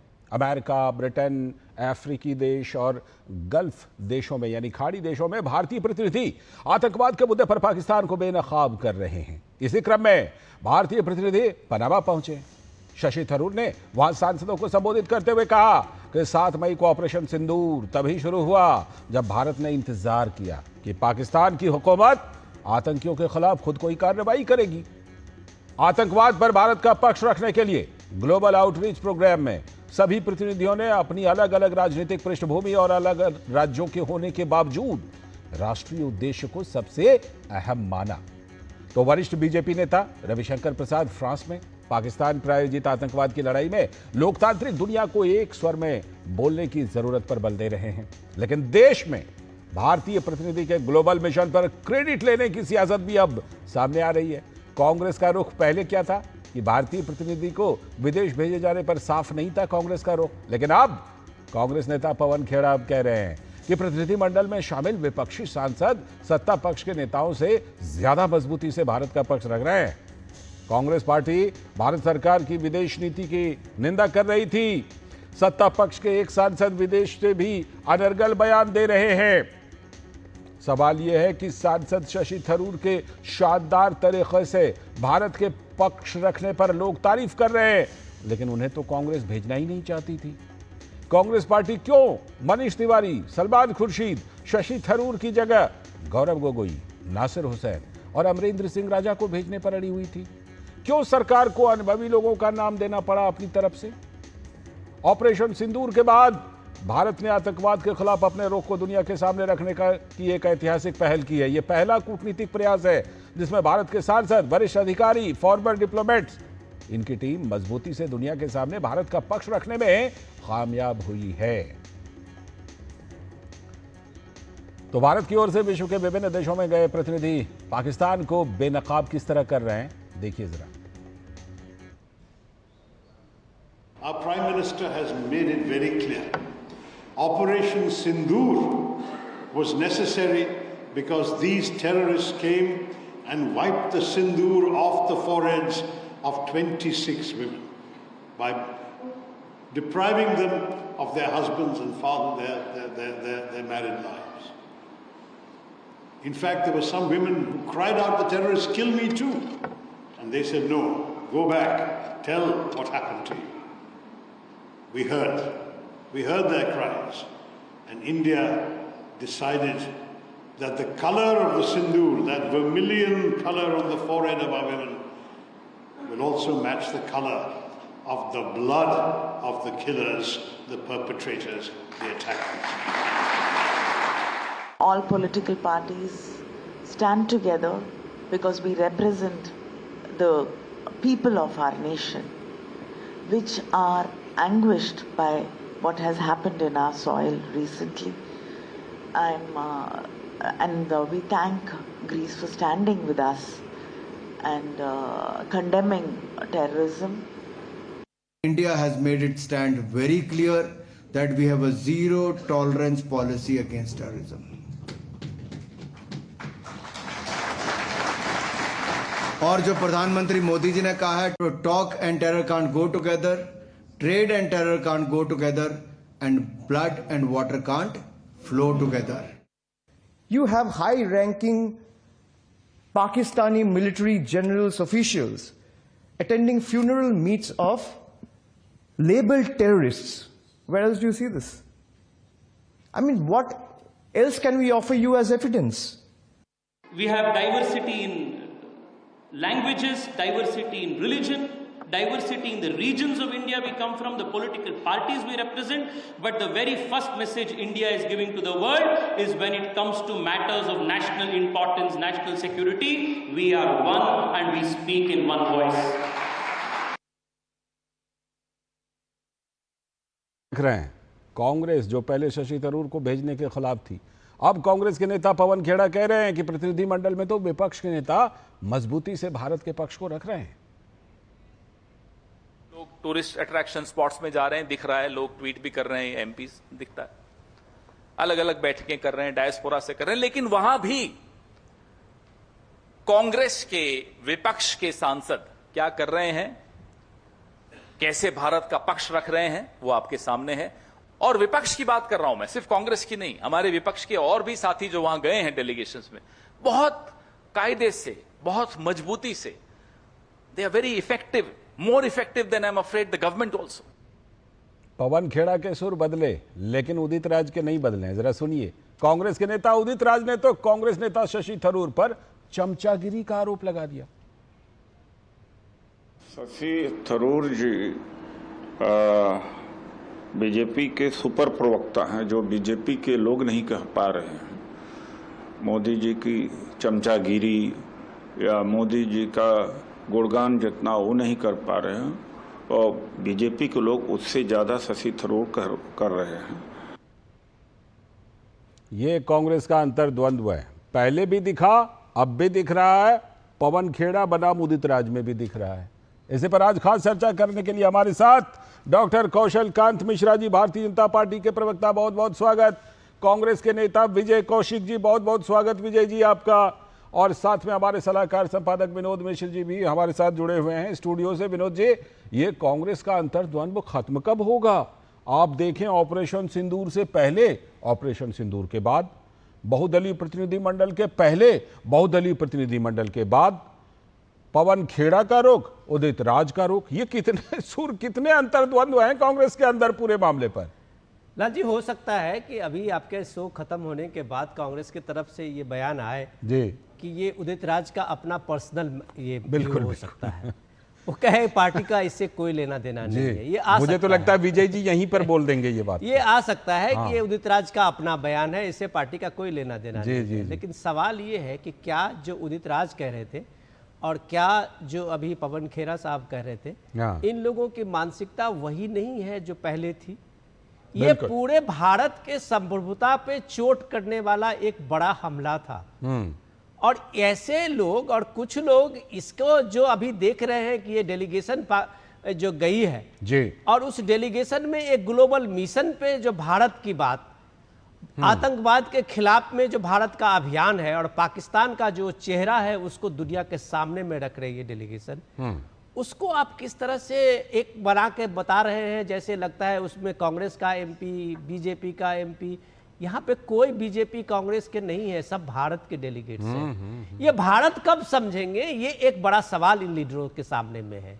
ये कब समझेंगे कि ये ऑपरेशन सिंदूर भारत का एक मुहिम था, ये ऑपरेशन सिंदूर में सेना का शौर्य और पराक्रम भारत का पराक्रम था जी। उसको ये मोदी से जोड़ रहे हैं, उसको वो पीएम से जोड़ रहे हैं, वो बार बार जयशंकर अपने फॉरेन मिनिस्टर पे सवाल कर रहे हैं। आप जिस मोड़ पे अभी भारत है और भारत पूरी दुनिया में जिस तरह से ये ग्लोबल मिशन पे अपने डेलीगेट्स को और अपने प्रतिनिधियों को भेजा है, मुझे लगता है कि कूटनीति में आप कहें, डिप्लोमेसी में, ये भारत की अब तक की एक शानदार पहल है। बिल्कुल, कि आप पहले पाकिस्तान के उस चेहरे को बेनकाब कीजिए। टेररिज्म पे जो देश में, दुनिया में अलग अलग जो लोग अपना थ्योरी गढ़ते थे, अपने अपना अलग परिभाषा डालते थे, वो अमेरिका 9/11 के बाद उसका भी परिभाषा बदल गया है। तो भारत जब आज दुनिया में इस तरह का एक ग्लोबल आउटरीच का प्रोग्राम बनाया है, तो कांग्रेस पार्टी को इसमें हताशा क्यों है, ये बात तो उसके पार्टी के लोग ही बता सकते हैं। और विजय कौशिक जी, मैं जरा एक स्थिति की कल्पना कर रहा हूं कि साल 47, 48, 65, 71 तमाम जितने भी हुए, 62 को भी ले लेते हैं, उस समय के विपक्ष ने जिस तरह से अपना सुर रखा, काश कांग्रेस पार्टी भी उस तरह का सुर रख पाती। मुख्य विपक्षी पार्टी है इसलिए कांग्रेस की बात कर रहा हूं, बहुत सारे विपक्षी पार्टियों ने ज्यादा जिम्मेदारीपूर्ण व्यवहार किया है, उनके नेताओं ने, काश उस तरह का सुर रख पाती तो आज जो पवन खेड़ा जी कह रहे हैं वो बात सबको अच्छी समझ में आती कि वाह बहुत अच्छी बात कर रहे हैं। बताइए आखिर कांग्रेस का संकट क्या है, क्यों नहीं एक स्टैंड लेकर के देश के साथ खड़ी रह पाती है कांग्रेस पार्टी ऐसे मामलों पर भी, बताइए। देखिए, मैं ये बात स्पष्ट रूप से स्वीकार करता हूं कि कहीं ना कहीं निर्णय लेने की देरी और निर्णयों को लेकर समझबूझ की कमी जो पार्टी के अंदर पैदा हुई है जी, उसके चलते इस तरह की परिस्थितियां बनी हैं। और मैं इसके लिए बधाई देता हूं भारतीय जनता पार्टी की कूटनीतियों को, जिनके चलते हमारी पार्टी के बहुत से नेता यही नहीं समझ पा रहे कि उन्हें क्या पक्ष रखना चाहिए, क्या नहीं रखना चाहिए। खेड़ा जी को क्या ये कहना चाहिए था कि भी हमें भी श्रेय दीजिए, भाई जब श्रेय चाहिए था तो फिर अंतरात्मा की आवाज की बात नहीं करनी चाहिए थी हमारी पार्टी को। और अगर हम ये कहते हैं कि भाई जो शशि थरूर हैं वो भाजपा के सुपर प्रवक्ता हैं, तो चुल्लू भर पानी में डूब मरना चाहिए। मैं वही बात मैं आपसे पूछने वाला था कि उदित राज जैसे नेता देखिए क्या बयान दे रहे हैं। नहीं, वो उस पार्टी में कर क्या रहे हैं कि जहां पर भाजपा के सुपर प्रवक्ता कांग्रेस में रहकर अपनी राजनीति कर रहे हैं, तो वहां फिर उदित राज क्या कर रहे हैं अगर वो इस तरह के आरोप लगा रहे हैं। हकीकत यह है भाजपा जो भी नैरेटिव बनाती है हमारी पार्टी उसमें फंस जाती है। मैं बड़ी सावधानी से बात कह रहा हूं आपसे। देखिए, जब मान लीजिए पहले युद्ध हुए तो उस समय कूटनीति का कोई पार्ट नहीं था जी, उस समय देश के मुद्दे पर राजनीति की कोई बात नहीं थी, इसलिए सब एकजुट थे, उसमें कोई सोच विचार की कोई बात ही नहीं होती थी। लेकिन अब इस कूटनीति के दौर में जब हमारे इन कांग्रेस सांसदों का पक्ष, बिल्कुल एक्चुअली मोदी जी सरकार है, सरकार के बारे में जो भी अच्छी बातें कही जाएंगी वो यहाँ जब जनता के बीच में दिखाई जाएंगी तो उससे कांग्रेस का नेचुरल रूप से नुकसान है, तय है। यदि अगर हमारे नेता विदेशों में लेकिन इस समय मैंने इसलिए बाकी पहले के युद्ध का इसलिए एग्जाम्पल दिया कि उस समय के जो भी विपक्ष थे उन्होंने ये नहीं सोचा कि इसमें हमारा क्या राजनीतिक फायदा, क्या राजनीतिक नुकसान, देश के साथ खड़े हैं, है ना। ठीक है, मैं जरा आपके पास लौटूं उससे पहले डॉक्टर कौशलकांत मिश्रा जी। डॉक्टर कौशलकांत मिश्रा जी, वो उदित राज जी कह रहे हैं कि भाई आपने शशि थरूर जी को ट्रैप कर लिया है, उनको प्रवक्ता बना लिया है, ये इस तरह का काम आप करते हैं क्या? शशि थरूर जी को आपने प्रवक्ता बना लिया अपना, या फिर देश की बात को वहां पर रखने के लिए, मजबूती से रखने के लिए भेजा है? बताइए। लालचंद जी, कांग्रेस के हमारे मित्र से मैंने कहा, लालचंद जी कांग्रेस के जो हमारे साथी आए हुए हैं उन्होंने बहुत ईमानदारी से अपनी पार्टी की कमियों को एक्सेप्ट किया। बिल्कुल, तारीफ होनी चाहिए विजय को। तारीफ कर रहा हूं। विजय कौशल ऐसे बहुत कम नेता होते हैं जो आकर के मतलब राष्ट्रीय चैनल पे ये स्वीकार कर रहे हैं कि हाँ उनकी party Indian national confuse party है और ऐसे नेताओं की देश को जरूरत है। और मुझे लगता है कांग्रेस के शशि थरूर जी भारत के ऐसे ही नेता हैं, पार्टी कोई भी हो सकती है बिल्कुल, पर वो देश की बात करने गए हैं। पर कांग्रेस अपने कंफ्यूजन से उबर नहीं पा रही है, उसका रीजन क्या है जो मैं समझता हूं। अब देखिए, कांग्रेस के अध्यक्ष मल्लिकार्जुन खड़गे साहब हैं, वो कहते हैं कि ऑपरेशन सिंदूर एक छुटपुट युद्ध था। राहुल गांधी अपनी प्रेस कॉन्फ्रेंस में पूछते हैं कि कितने रफेल गिर गए, जिसको कि सेना ने अपने प्रेस कॉन्फ्रेंस में बताने से मना किया था। तो ऐसे लोगों की सरपरस्ती में कांग्रेस के जो लोग जो एक्चुअली देशभक्त हैं वो कंफ्यूज हैं जी कि वो जाएं किस तरफ। यही सबसे बड़ा दुर्भाग्य है कांग्रेस का। जी, लगता है फिर फिलहाल संपर्क कट गया। विनोद जी को लाइए। विनोद जी, जिस तरह से अभी विजय जी कह रहे थे, देश और कांग्रेस पाकिस्तानी मीडिया एक हथियार की तरह इस्तेमाल कर रहा है अंतर्राष्ट्रीय फोरम पे, तो ये तो कांग्रेस को ही सोचना पड़ेगा ना। ठीक है। और जो मेरे मित्र ने कहा कि पहले देश पे राजनीति नहीं होती थी, मैं बिल्कुल सही मानता हूं, देश पे राजनीति नहीं होती थी, लेकिन अगर कांग्रेस के लोग वोट बैंक की खातिर देश का नुकसान करने लगे, वो छोटे मोटे मतलब द्वीप तो वो ऐसे देते थे जैसे वो उनके घर का कोई लड्डू पेड़ा हो, कुछ भी दे देते। ठीक है, ठीक है। कई ऐसे समझौते हैं जिस पर सवाल उठ रहे हैं। फिर से संपर्क टूट गया। विनोद जी को लाइए। विनोद जी, जिस तरह से 26/11 का हमला हुआ, उसके बाद सेना तैयार थी, सब लोग आक्रमण करना चाहते थे और उसी तरह की सर्जिकल स्ट्राइक करना चाहते थे। ऑपरेशन सिंदूर के बराबर करना चाहते थे। तब कांग्रेस में प्रधानमंत्री कहते हैं कि अगर हम ऐसा करेंगे तो कहीं ना कहीं देश का उनका वोट बैंक को खतरा होगा। बिल्कुल, बराक ओबामा की पुस्तक में इसका जिक्र है। बिल्कुल सही कह रहे हैं आप। सैम मानिक शाह और बाबू जगजीवन राम चाहते थे कि पाकिस्तान ऑक्युपाइड कश्मीर उस समय ले लिया जाए, लेकिन इंदिरा जी किस प्रेशर में वापस ले ली। तो एक्चुअली कांग्रेस कहीं ना कहीं उसका नियम बदल करके इंडियन नेशनल कंफ्यूजन पार्टी रख देना चाहिए। ठीक है, मैं इस पर जवाब लेता हूं, लौटता हूं। राष्ट्रीय लेवल पे और राष्ट्रीय लेवल पे वो कंफ्यूज पार्टी है, तो उसकी बातों को सीरियसली ना लें। ठीक है, लौटता हूं, दूसरी चैनल पे ना चलाएं। कौशल जी लौटता हूं। विनोद जी, जो बात विजय जी कह रहे हैं उससे तो ये पता चलता है कि कांग्रेस में नीति का संकट है, और ऐसे क्रूशियल मौके पर भी। बाकी चीजों में आप ठीक है, इलेक्शन कैसे लड़ रहे हैं, क्या कर रहे हैं, वो एक अलग विषय है, लेकिन बात जब देश हित की हो तो इसमें तो बिल्कुल एक लाइन निर्धारित होनी चाहिए। इसमें पवन खेड़ा के अलग सुर, उदित राज के अलग सुर, कोई बयान देके पाकिस्तान के टीवी चैनल पर हेडलाइन बन जाता है। ये तो प्रमुख विपक्षी पार्टी का व्यवहार नहीं होना चाहिए। लाल जी, पवन जी, ये हम लोग जो विजय जी को जानते हैं वो पुराने पीढ़ी के नेता है जी।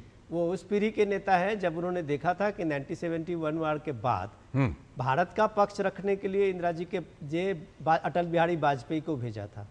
आपने उसके बाद भी देखा कि नरसिंह राव के समय में भी प्रधानमंत्री नरसिंह राव थे, तो Atal ji United nation security council में भारत के पक्ष को रखने गए थे। ये एक परंपरा देश की रही है। इस परंपरा को आपने किस तरह से प्राइम मिनिस्टर मोदी के का जो रहा है अभी पिछले 10 साल में जी कांग्रेस पार्टी, इसलिए डॉक्टर साहब अभी कह रहे थे कंफ्यूज पार्टी है। वो कंफ्यूज तो मैं नहीं कहूंगा, लेकिन सवाल ये है कि पार्टी का आखिर नीति निर्णायक जो लोग हैं वो कौन लोग हैं। अगर आप, मैं सिर्फ एक विजय जी के सामने में लिस्ट का ही उदाहरण दूं, सरकार की तरफ से जब ऑल पार्टी डेलीगेशन की बात हुई थी तो सरकार की तरफ से सभी पार्टियों को नाम भेजने के लिए कहा गया था। बिल्कुल। और उस नाम भेजने के नाम पे आपने क्या नाम भेजा? आपने भेजा कर्नाटक के सांसद है नासिर हुसैन को भेजा जी, आपने गौरव गोगोई को भेजा जो दोनों जो अभी शख्सियत है वो पाकिस्तान के मामले में खुद अभी कई कंट्रोवर्सी में है। आप शशि थरूर का आप भेजना नहीं चाहते थे, आप मनीष तिवारी को भेजना नहीं चाहते थे, आप सलमान खुर्शीद को भेजना नहीं चाहते थे। तो भाई साहब, क्या ये फुटबॉल की टीम जा रही थी जो आपको अपने नंबर देने हैं, या फिर शशि थरूर के जाने से जो अभी मीडिया में खबरें छप रही थी या बताई जा रही थी कि सबसे संकट राहुल गांधी को हो जाता है। बिल्कुल। कांग्रेस का एक फेस जो आर्टिकुलेट हो, फॉरेन मामले को जानता हो, जो यूनाइटेड नेशन में जिसका 10-20 साल का एक्सपीरियंस हो, वो आदमी अगर बोल रहा है, अगर फॉरेन के विश्व के मंच पे और भारत की बात रख रहा है, तो ये बात कम से कम कांग्रेस पार्टी को नहीं पच रही है, राहुल गांधी के टीम को पच नहीं रही है, क्योंकि शशि थरूर का एक इंटरनेशनल इमेज बन रहा है। भाई उसने अपनी जिंदगी बिताई है इस फॉरेन डिप्लोमेसी। बिल्कुल, महासचिव का रनर फेस है वो, महारथी है ऐसे लोग, या सलमान खुर्शीद है, देखिए कितना बढ़िया बोल रहे हैं, या मनीष तिवारी है, ये सारे लोगों ने काम किया है। बिल्कुल।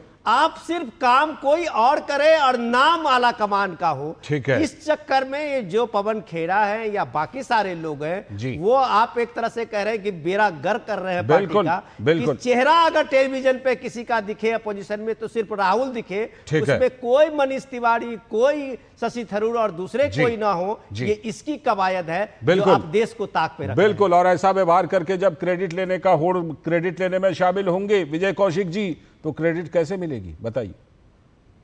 देखिए, क्रेडिट जो मिलता है वो काम करने से मिलता है जी। और अगर हमारी पार्टी काम ना करके और केवल बयानबाजी के आधार पर क्रेडिट लेने की कोशिश करेगी तो जाहिर सी बात है कि इसका हमें नुकसान होगा जी। अगर हमने एक फैसला लिया था कि भी हम इस युद्ध के मामले में भारतीय जनता पार्टी की सरकार के साथ हैं, सरकार के साथ हैं, तो मल्लिकार्जुन खड़गे जी को ये कहने की जरूरत ही नहीं थी कि छोटा सा युद्ध था। क्योंकि सरकार की तो ऑफिशियल स्टेटमेंट है कि हमने तो युद्ध किया ही नहीं, हमने तो बॉर्डर क्रॉस किया ही नहीं। मैं देखता हूं शायद पवन खेड़ा जी के कहने पर कौशल कांत मिश्रा जी थोड़ी उदारता देखकर क्रेडिट देने के लिए तैयार हो जाएं। बताइए, आप क्रेडिट देने के लिए तैयार हैं कांग्रेस को, कौशल कांत मिश्रा जी?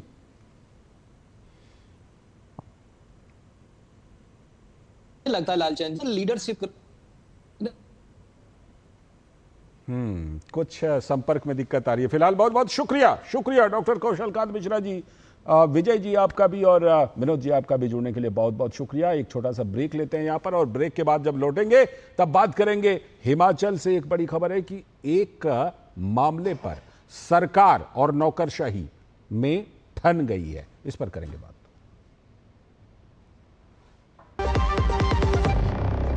यशस्वी प्रधानमंत्री नरेंद्र मोदी जी की प्रेरणा से मध्य प्रदेश के विजनरी मुख्यमंत्री डॉक्टर मोहन यादव के नेतृत्व में प्रदेश में देवी अहिल्या नारी सशक्तिकरण मिशन की शुरुआत की गई है, जिससे प्रदेश में महिलाएं स्वावलंबी और सशक्त बन रही हैं। इसी क्रम में सुशासन और नारी सशक्तिकरण की मिसाल लोक माता देवी अहिल्याबाई होलकर के 300वें जन्म जयंती वर्ष के अवसर पर 31 मई को भोपाल के जम्बूरी मैदान में लोक माता देवी अहिल्याबाई महिला सशक्तिकरण महासम्मेलन आयोजित किया जा रहा है, जिसे यशस्वी प्रधानमंत्री नरेंद्र मोदी जी द्वारा संबोधित किया जाएगा। इस अवसर पर लोक माता को समर्पित डाक टिकट और सिक्के के विमोचन के साथ साथ इंदौर में प्रदेश की पहली मेट्रो ट्रेन सेवा एवं सतना और दतिया एयरपोर्ट का वर्चुअल लोकार्पण भी माननीय प्रधानमंत्री जी के शुभ कर कमलों से होगा। राज्यपाल मंगू भाई पटेल एवं मुख्यमंत्री डॉक्टर मोहन यादव की गरिमामयी उपस्थिति में आइए इन ऐतिहासिक पलों के साक्षी बने। मेरी पसंद, मेरी पसंद, मेरी पसंद, मेरी पसंद। हमारी पसंद। हम सबकी पसंद। मजबूत देश का मजबूत सरिया मोंगिया स्टील। वाह यार, क्या सही हुआ। मेरा भी मन करता है कुछ करने का। मन करता है तो करो। घर की चीजों से टाइम ही नहीं मिलता और हूँ सिर्फ 10वीं पास। आप LIC की बीमा सखी योजना के साथ जुड़ सकती हो। मैं LIC एजेंट बन सकती हूँ। पूरी ट्रेनिंग भी मिलेगी, मंथली स्टाइपेंड भी मिलेगा। स्टाइपेंड भी? ऊपर से कमीशन अलग। LIC बीमा सखी योजना से जुड़ने के लिए अपनी नजदीकी LIC शाखा से संपर्क करें। LIC बीमा सखी योजना, अपनी शुरुआत अपने हिसाब से। स्वागत। ब्रेक के बाद आप देख रहे हैं इस वक्त, जैसा कि ब्रेक पर जाने से पहले हमने बताया था कि अब बात करेंगे हिमाचल की, जहां सरकार और ब्यूरोक्रेसी में ठन गई है। दोनों आमने सामने हैं। हिमाचल प्रदेश में एक इंजीनियर की मौत के बाद राज्य की सुखू सरकार और नौकरशाही आमने सामने आ गई है। राज्य सरकार ने पुलिस महानिदेशक, AD चीफ सेक्रेटरी सहित पुलिस अधीक्षक को छुट्टी पर भेज दिया है। दरअसल एक इंजीनियर की मौत पर SIT या फिर CBI जांच, इसी पर सरकार और ब्यूरोक्रेसी में तकरार हुई है। हिमाचल पावर कॉर्पोरेशन लिमिटेड के इंजीनियर विमल नेगी की मौत, ये इसका मामला है। इस मामले में मृतक विमल नेगी जी का परिवार जो है वो लगातार CBI जांच की मांग कर रहा था, लेकिन राज्य सरकार ने पिछले 3 महीने में मृतक के परिवार की बात ही नहीं सुनी।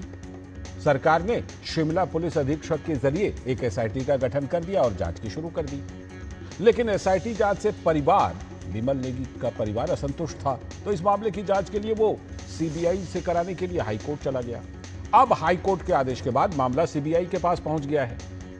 साथ ही मामले पर हिमाचल पुलिस के DGP और शिमला के SP के बीच तकरार हुई, तो मौजूदा तकरार से हिमाचल पुलिस की प्रशासनिक ढांचे में बड़ी हलचल हो गई। इन सब मुद्दों पर नेता प्रतिपक्ष जयराम ठाकुर, BJP नेता ने इसे प्रदेश की प्रशासनिक मशीनरी का फेलियर बताया और सुखू सरकार की नाकामी बताया।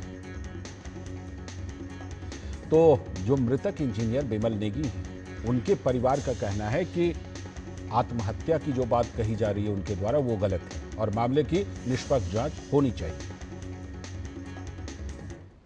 22 साल उनको नौकरी करते हुए हो गए, कभी नहीं हम इतने किसी से भी पूछ लेना इलेक्ट्रिसिटी बोर्ड में, हमेशा खुश मिजाज ईमानदार इंसान। करप्शन करने पे मजबूर किया क्या इन्होंने? ये खुद करप्टेड थे क्या या कुछ किया? क्या किया?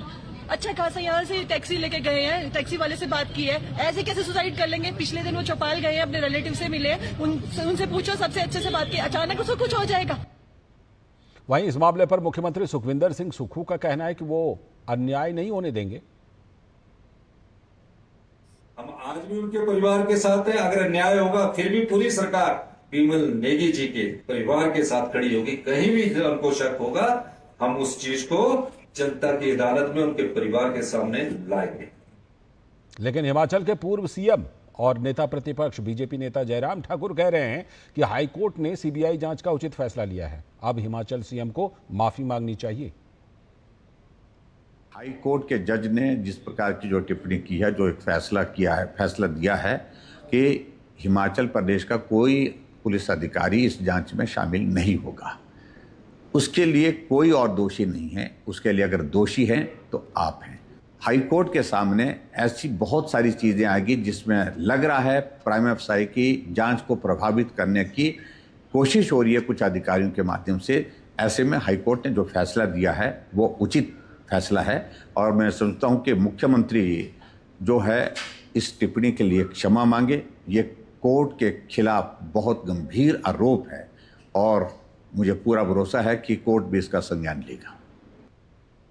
लेकिन ये पूरा मामला है क्या और कैसे यहां तक ये मामला पहुंचा, बात करने के लिए धर्म प्रकाश हमारे संवाददाता जुड़ चुके हैं शिमला से। धर्म प्रकाश, हम यही जानना चाह रहे हैं कि पहले ये इतना बड़ा मामला बना कैसे? सरकार पहले CBI जांच से बच रही थी, लेकिन उसके बाद ये मामला सरकार वर्सेस ब्यूरोक्रेसी तक इतना बड़ा पहुंचा कैसे?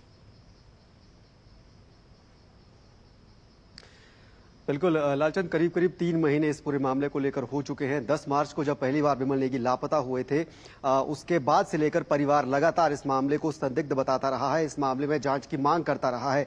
CBI जांच की मांग, जब 18 मार्च को विमल नेगी का जो शव है वो बरामद हुआ भाखड़ा डैम से, तो उसके बाद परिवार ने उनके उच्च अधिकारियों पर प्रताड़ना के आरोप लगाए और इस मामले की जांच CBI से करवाने की मांग की।